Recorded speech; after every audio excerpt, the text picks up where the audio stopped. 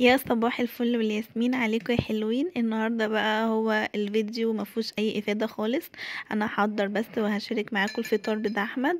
أم، قمت كده بدري وقلت بقى ايه اخزعين الشيطان واحضر له الفطار واديتهم له. انا بصوا مش هسجل معاكم فويس نوت للاخر، بس هي القطعه دي بس، يعني المقطع ده بس.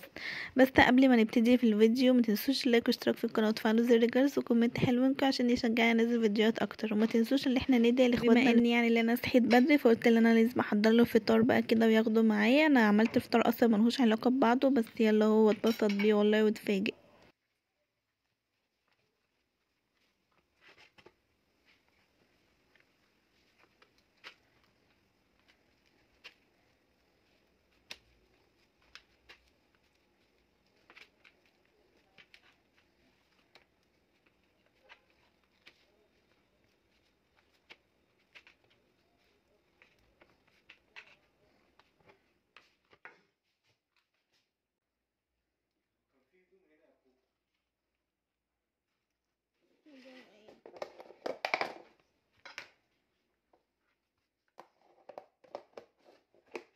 حضرت له الفطار اهو، عدني العيب وازح. انا صحيت بدري اهو علشان خاطر عيونه.